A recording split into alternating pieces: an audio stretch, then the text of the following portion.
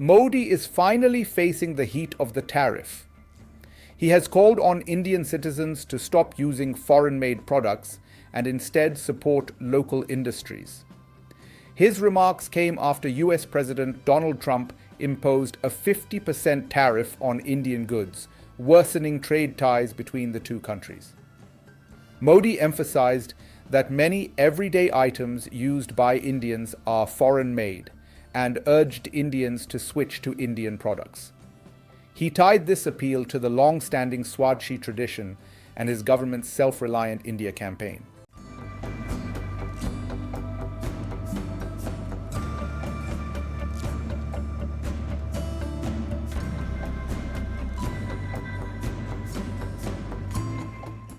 The roots of this crisis lie in growing trade frictions between India and the United States.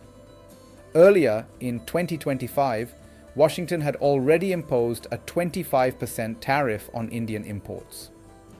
The US cited India's decision to continue purchasing discounted Russian oil and its large trade surplus with America. In August 2025, the Trump administration escalated matters, doubling tariffs to 50%. The sudden increase hit some of India's most labor-intensive sectors, sparking fears of job losses and falling export revenues. The United States is India's single largest export destination.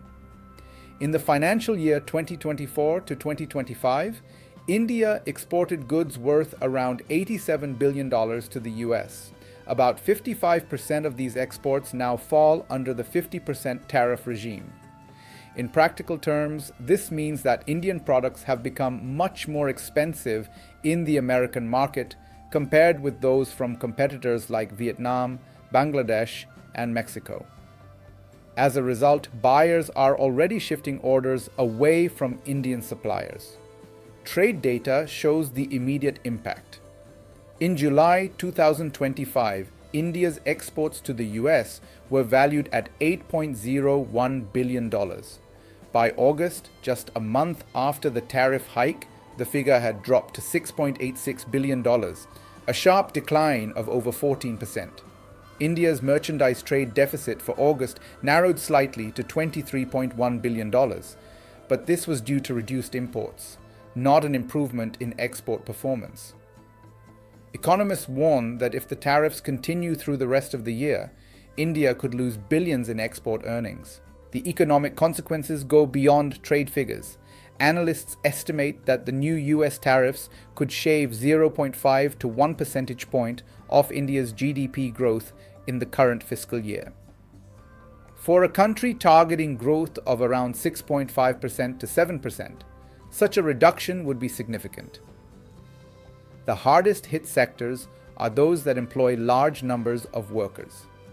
Garment exporters, for example, rely heavily on US orders and have already reported reduced production.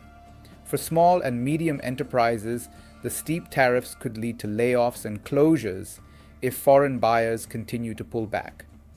In response, Modi has doubled down on promoting local goods. He has urged citizens to buy made-in-India products and asked shopkeepers to stock them prominently. The government has also announced widespread consumer tax cuts, hoping to boost domestic demand and reduce dependence on exports. Commerce Minister Piyush Goyal has stated that India will not bow down to US pressure and will instead work to diversify its export markets, particularly in the Middle East, Africa, and Southeast Asia.